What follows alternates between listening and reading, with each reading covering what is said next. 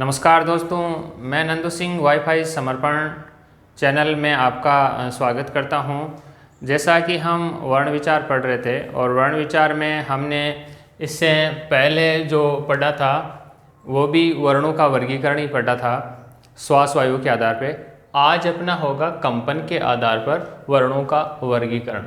यदि आपने पिछले वीडियोज़ की विजिट नहीं की है तो आप डिस्क्रिप्शन पे लिंक को प्रेस कीजिए या आप चैनल की प्लेलिस्ट में जाइए जहाँ पर आप सभी प्रकार के वीडियोज़ मिल जाएंगे। यदि आप पहली बार इस चैनल से जुड़ रहे हैं तो आप सब्सक्राइब ज़रूर कर लें, साथ ही बेल आइकन प्रेस कर लें ताकि नेक्स्ट वीडियो का आपको नोटिफिकेशन मिलता रहे। तो आइए हम चर्चा करते हैं कि कंपन के आधार पर वर्णों का वर्गीकरण। देखिए, स्वर तंत्रियों में जब कंपन पैदा होता है और कहीं कंपन पैदा नहीं होता है तो इस आधार पे अपन चर्चा करेंगे यहाँ पे। तो आइए अपन अध्ययन करते हैं कि कंपन के आधार पर, यानी मैं इसको यूँ लिख सकता हूँ कि स्वर तंत्रियों में कंपन के आधार पर इसको यूं भी लिख सकते हैं। वर्णों का वर्गीकरण किसके आधार पे? स्वर तंत्रियों में कंपन के आधार पे। तो ये कंपन के आधार पे जो वर्णों का वर्गीकरण है दो प्रकार से किया गया है। देखिए, दो जो इसके प्रकार है वो कौन कौन से हैं ये अपन चर्चा करते हैं। दो प्रकार है, ठीक है। और इसमें पहला मैं ले रहा हूँ घोष वर्ण। देखिए, आप घोष वर्ण बोल दीजिए या सघोष वर्ण, एक ही बात है। दूसरा जो इसका भेद है ये है अघोष वर्ण। घोष वर्ण और अघोष वर्ण। हम पहले चर्चा करेंगे घोष वर्ण की। देखिए, घोष वर्ण को कई नामों से जाना जाता है। वैसे भी घोष वर्ण, तो घोष वर्ण नहीं लिखा हुआ है कहीं तो सघोष, भले ही इसको आप सघोष बोल दीजिए या आप इसे संवार भी बोल सकते हैं। संवार है, नाद है। तो घोष वर्ण या सघोष वर्ण या स्वर या नाद वर्ण, ये सब एक ही चीज़ है, एक ही बात है। घोष वर्ण को सघोष, स्वर और नाद बोलते हैं। तो इसकी डेफिनेशन देखिए, जो कंपन के आधार पे दो भेद किए हैं घोष वर्ण की। देखिए, जिन ध्वनियों के उच्चारण में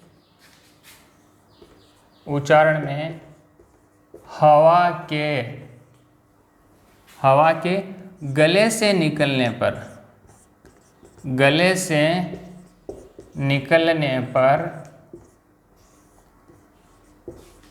स्वर तंत्रियों में कंपन पैदा होता है। स्वर तंत्रियों में कंपन पैदा होता है। उन्हें घोष वर्ण कहते हैं। यानी घोष वर्ण कौन कौन से होंगे कि जिन ध्वनियों के उच्चारण में, जब हम उच्चारण करते हैं, बोलते हैं, तो हवा के गले से निकलने पर, हवा जो गले से बाहर निकलती, मुंह से बाहर निकलने पर स्वर तंत्रियों में कंपन पैदा होता है। वो क्या कहलाते हैं? घोष वर्ण कहलाते हैं। घोष का मतलब कंपन है, तो वो क्या कहलाते हैं? घोष वर्ण कहलाते हैं। इसी को सघोष, संवार या नाद, ज़्यादातर जो प्रमुख रूप से लिखा हुआ मिलेगा आपको घोष वर्ण या सघोष वर्ण। तो आपको इतना तो विशेष तौर से ध्यान रखना है। अब ये अपन चर्चा करेंगे कि घोष वर्ण कौन कौन से हैं। ये देखिए आप कि वर्ग का तीसरा वर्ण, वर्ग का चौथा वर्ण, तीसरा, चौथा, पांचवा वर्ण। वर्ग का तीसरा, चौथा, पांचवा वर्ण। इसके अलावा ये र, ल, व, है 11 स्वर। घोषवर्ण कौन कौन से हैं कि वर्ग का तीसरा, चौथा, पांचवा वर्ण और ये रे ले व। देखिए यहाँ पे है भी है, ये विशेष तौर से ध्यान रखना है भी है। और उसके अलावा 11 स्वर, ये कहलाते हैं घोषवर्ण। तो देखिए आप इस इजी रूप में याद कर लीजिए, वर्ग का तीसरा, चौथा और पांचवा, यानी इसको अपन सरल शब्दों में लिखेंगे तो तीसरा, चौथा, पांचवा, यानी एक तरह से ये 345 हो गए। एक ट्रिक हो गई, ये एक ट्रिक हो गई याद करनी, यानी 345 घोषवर्ण, तीसरा, चौथा, पांचवा वर्ण। और उसके साथ में ये रे ल व, साथ में है का बहुत ध्यान रखना है, यहाँ पे है भी है, ठीक है। जबकि अल्पप्राण पढ़े थे वहाँ पर ये नहीं था, अल्पप्राण और महाप्राण देखे तो अल्पप्राण में ये नहीं आ रहा था, तो ये है भी है यहाँ पे। और उसके अलावा 11 स्वर, ये क्या कहलाएंगे? घोष वर्ण कहलाएंगे। अब हम इसके बाद में इसका जो दूसरा भेद है उसके बारे में अपन चर्चा करेंगे। तो दूसरा भेद देखिए, इसका दूसरा भेद है अघोष, अघोष वर्ण। इसको देखो दूसरे नामों से भी आपको कई नामों से मिलेगा ये। इसको विवार, विवार यानी मुख का खुलना, विवार है, श्वास है। तो अघोष वर्ण कौन कौन से हुए ये अपन आगे चर्चा करते हैं। अघोष वर्ण, इसी को विवार है, श्वास है, ये भी इस नामों से भी जाना जाता है। अब अपन इसकी डेफिनेशन की बात करते हैं। अब इसमें क्या होगा अघोष वर्ण में कि जब हम इसका उच्चारण करेंगे तब कंपन पैदा नहीं होगा। देखिए आप इसके जिन ध्वनियों के उच्चारण में, जिन ध्वनियों के उच्चारण में हवा के गले से निकलने पर, जिन ध्वनियों के उच्चारण में हवा के गले से निकलने पर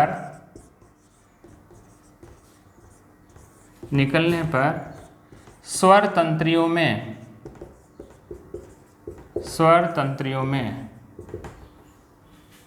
कंपन पैदा नहीं होता, कंपन पैदा नहीं होता। देखिए बहुत ही आसान है कि जिन ध्वनियों के उच्चारण में हवा के गले से निकलने पर स्वर तंत्रियों में कंपन पैदा नहीं होता, कंपन नहीं होता, वो तो क्या है? अघोष वर्ण। और जब कंपन पैदा होता है, ज़्यादा कंपन होता है, तो अपने अभी चर्चा की है वो थे घोष वर्ण। तो देखिए अघोष वर्ण, जिन ध्वनियों के उच्चारण में हवा के गले से निकलने पर स्वर तंत्रियों में कंपन पैदा नहीं होता, उन्हें अघोष वर्ण कहते हैं, या विवार या श्वास कहते हैं। अब ये कौन कौन से अघोष वर्ण, ये देखिए आप। वर्ग का पहला, या मैं लिखता हूँ इसको प्रथम, वर्ग का प्रथम, दूसरा, वर्ग का प्रथम और दूसरा वर्ण। इसके अलावा श, श, श, वर्ग का प्रथम वर्ण, दूसरा वर्ण श, श। देखिए इसको अपन कैसे याद करें कि हमने घोष वर्ण की बात की थी अपन ने अभी। घोष किस किस को माना था? वर्ग का तीसरा, चौथा, पांचवा, और ये र, ल, व, है, इसके साथ में 11 स्वर, ये तो थे घोष वर्ण। अब इनके अलावा क्या क्या बचा? कि यहाँ घोष वर्ण में वर्ग का तीसरा और चौथा पांचवा आ गया, तो शेष कौन सा रहा? वर्ग का पहला और दूसरा। तो वर्ग का पहला और दूसरा अघोष वर्ण। फिर ये रलव घोष में आ गए तो यहाँ पर नहीं आएंगे, और है भी आ गया तो यहाँ पर है भी नहीं है। तो इसके अलावा बच गए क्या? श, तीनों स बच गए। ठीक है, तो ये जो शेष बचे हैं ये कौन से हुए हैं? अघोष वर्ण हुए। लेकिन आप इनको याद कैसे करें, कन्फ्यूजन नहीं हो, इसके लिए मैं आपको इसको एक आसान तरीके के रूप में बताता हूँ। देखिए, आप घोष वर्ण याद कर लीजिए। घोष वर्ण याद कर लेंगे तो जो शेष रहेगा वो अघोष वर्ण हो जाएगा। यह मैं एक ट्रिक के रूप में बता रहा हूँ आपको।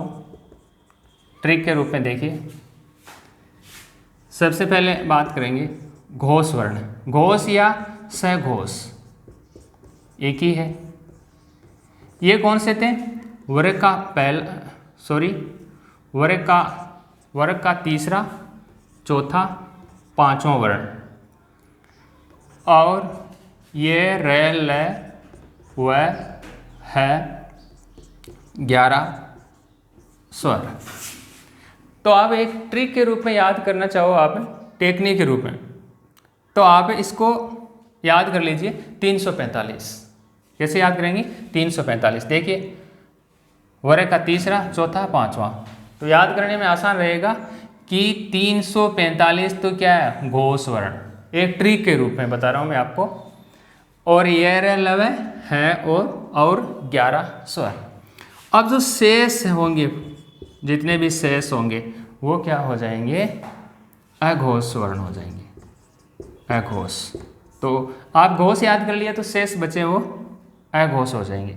वर्ग का पहला, दूसरा और श, ये क्या हो जाएंगे? अघोष हो जाएंगे। अब मैंने ये आपको पहले वीडियो में बताया था कि वर्ग का पहला, दूसरा किसको होते हैं। ये देखिए आप किसको कहते हैं? पहला, दूसरा, तीसरा। ये भी घोष तो ये हो गया।